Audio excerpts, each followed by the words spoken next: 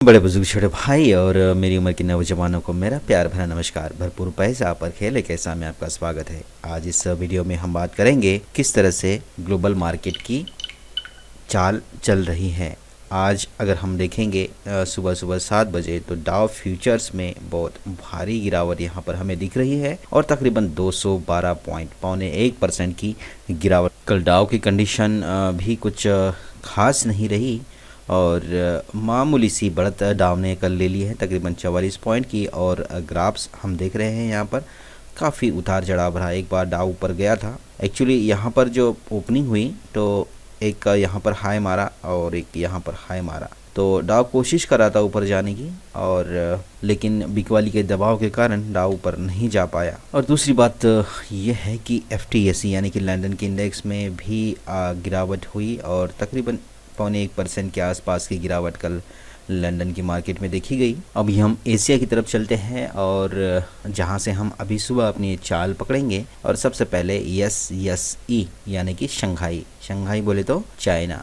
और ये चाइना की बाज़ार 1 पॉइंट की बढ़त के साथ अभी कारोबार कर रहे हैं। और उसके बाद हम ताइवान की तरफ चलते हैं और ताइवान में देखेंगे तो हम थोड़ी सी गिरावट यहाँ पर देख रहे हैं। ताइवान की मार्केट में हल्की सी गिरावट 20 नवंबर के दिन यहाँ पर दर्ज की जा रही है। अभी दिन बाकी है, वॉलेटाइल सेशन रह सकता है इंडिया का, क्योंकि कैसे रह सकता है, क्यों रह सकता है, यहाँ मैं आपको बताऊंगा आगे धीरे धीरे। हैंग सेंग इंडेक्स हांगकांग का है और यहाँ पर आप तकरीबन 1/4% के ऊपर यानी कि 82 पॉइंट के आसपास की तेज़ी आप यहाँ पर देख सकते हैं। ये पहली मार्केट है एशिया में जो कि अच्छी तेज़ी के साथ कारोबार कर रही है। अभी हम आते हैं कोप्सी यानी कि कोरियन मार्केट की तरफ और कोरियन मार्केट भी यहाँ पर मामूली सी तेज़ी, न्यूट्रल सी तेज़ी के साथ कारोबार। लेकिन बड़ी चिंता की बात यह है कि जब जापान की बाज़ार जब देखा गया था वर्ल्ड मार्केट में कोई ऊपर कोई नीचे चल रहा था,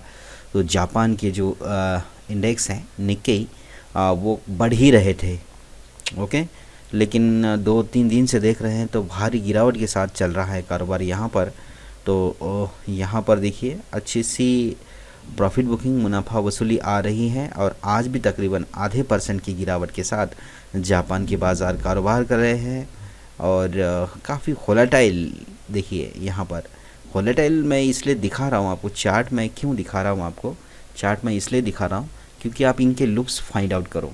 कल मैंने एक ग्रुप में वो शेयर किया था असेंडिंग ट्रायंगल, तो उसका ब्रेकआउट हुआ था, तो उसमें मैंने तकरीबन उसी कैंडल में 1 मिनट के अंदर तकरीबन 10% का प्रॉफिट गेन किया था।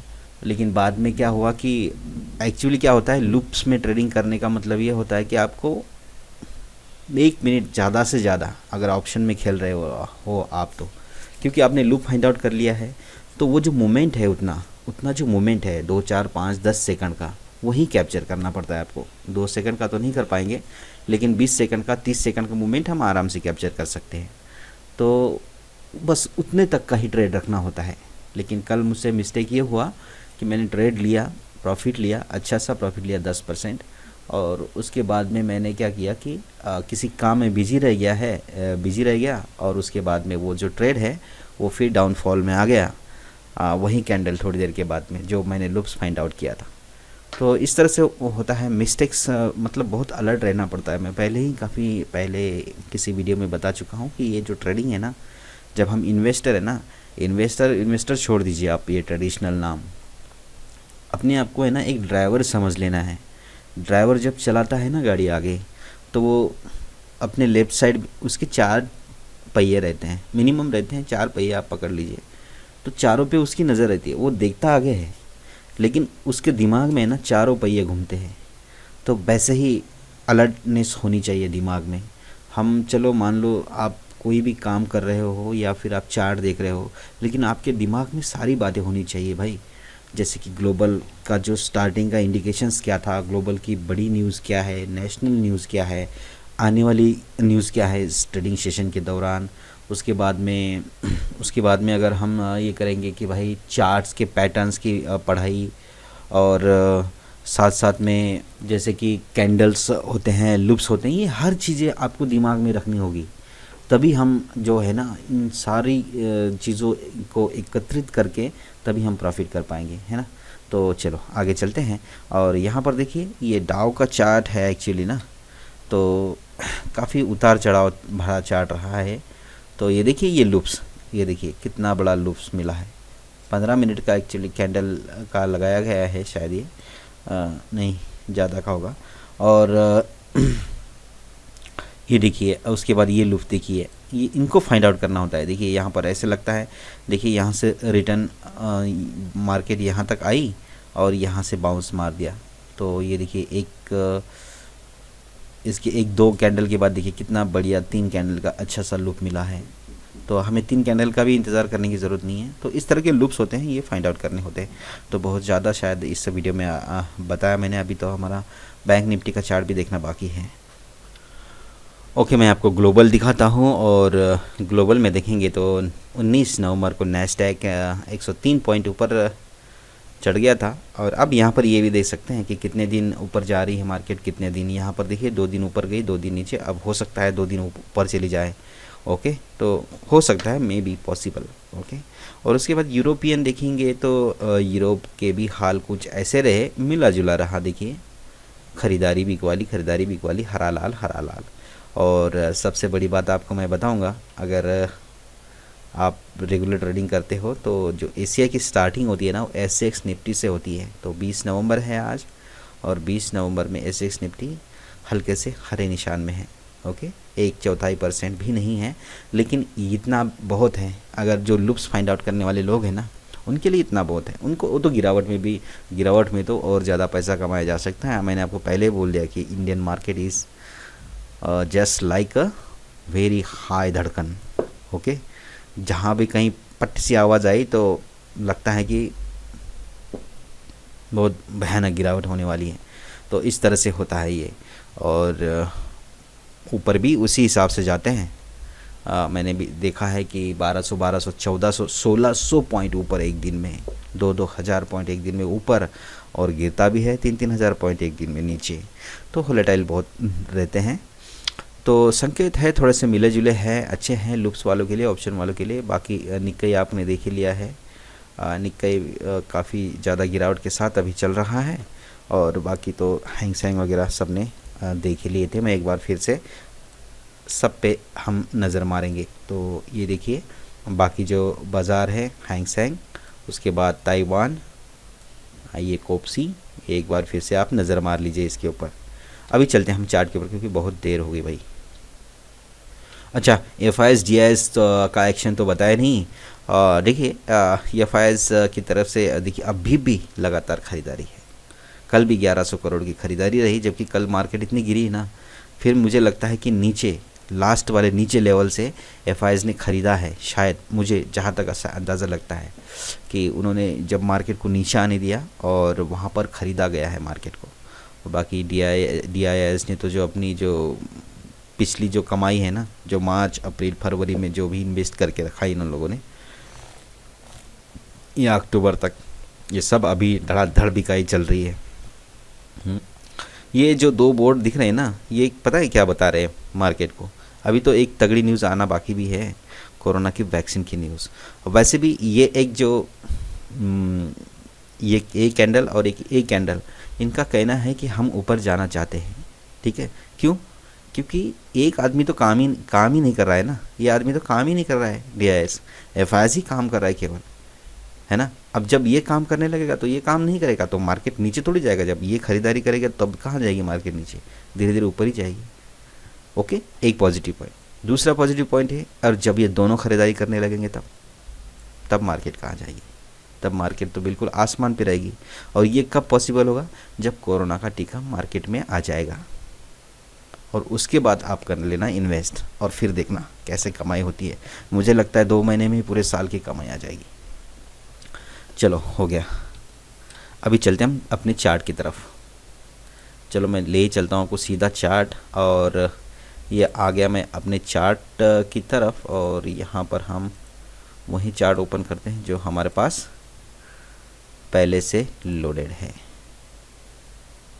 ओके, हम आ गए हैं।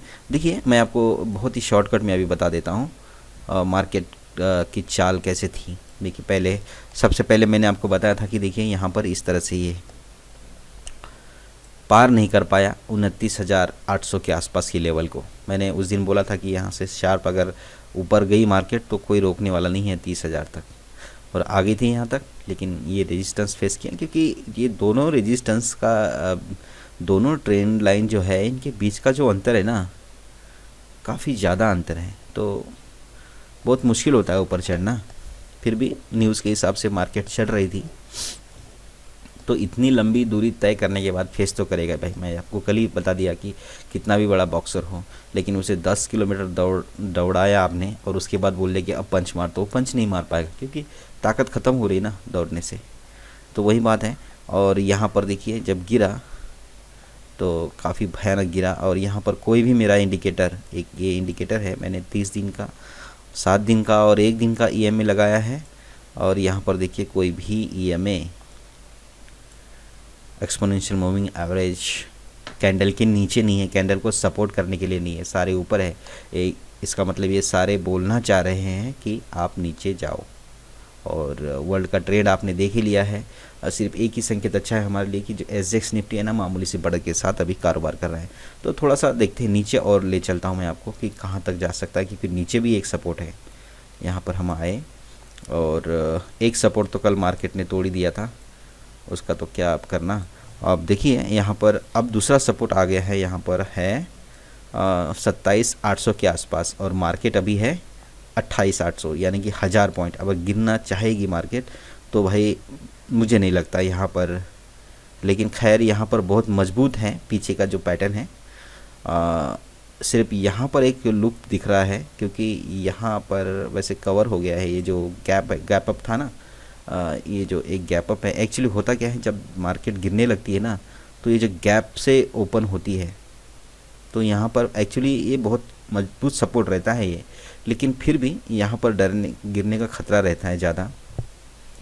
तो ये भी एक जोन है। तो आई थिंक यहाँ से मार्केट है ना, अगर आपको मैं बताऊँगा 28,700 यहाँ तक मार्केट है ना, यहाँ से नीचे ही नहीं गिरना चाहिए। अगर कैंडल हम देख रहे हैं, चार्ट देख रहे हैं, पैटर्न देख रहे हैं, तो हम ये जो गैप से मार्केट ऊपर, यहाँ पर गैप फिलअप हो गया, चलो यहाँ का मैटर ख़त्म हो गया। अब यहाँ पर बहुत तगड़ा सपोर्ट बन चुका है, तो मार्केट जब गिरने लगेगी तो 28,600, आई थिंक 28,600, या फिर आप पकड़ सकते हैं 28,700, 28,600 700 के आसपास से मार्केट वापस बाउंस जाना चाहिए। ओके, तो देखते हैं। फिर भी अगर फिर भी भारी बिकवाली का प्रेशर रहा, क्योंकि बिकवाली का कभी भी आ सकता है, आपने देख ही लिया, बहुत ख़रीदारी चल रही है, बिकवाली कभी भी आ सकती है। तो अगर उस तरह से कुछ कंडीशन रही तो फिर मार्केट को इस पॉइंट के अलावा, ये जो पॉइंट है 27,700 यानी कि 27,800 के आसपास, तो फिर कोई रोक नहीं सकता भाई, क्योंकि यहाँ पर क्लियर कट है, सपोर्ट यहीं पर है। जब ये सपोर्ट टूट सकता है, क्योंकि कल जो सपोर्ट और रेजिस्टेंस है ना, एक्सपायरी जिस दिन होती है उस दिन इतनी वे नहीं रखते हैं, क्योंकि दबाव बहुत रहता है बिकवाली और ख़रीदारी का। उस दिन वॉल्यूम बहुत रहता है, वोलेटिलिटी बहुत रहती है, तो तुरंत से तोड़ अगले दिन खींच भी लेते हैं वापस। ठीक है, बहुत बार ऐसा हुआ है कि एक्सपायरी के दिन किसी सपोर्ट को तोड़ दिया है मार्केट ने, और अगले दिन उस सपोर्ट ने मार्केट को वापस से ऊपर खींच लिया है। ऐसा भी बहुत बार हुआ है। तो चलो, बहुत हुआ है, क्योंकि देखने का भी तो टाइम होना चाहिए ना वीडियोज़ को। तो ये था इस वीडियो में, मिलते हैं नेक्स्ट वीडियो में किसी और इन्फॉर्मेशन के साथ। तब तक के लिए गुड बाय, नमस्कार, टेक केयर।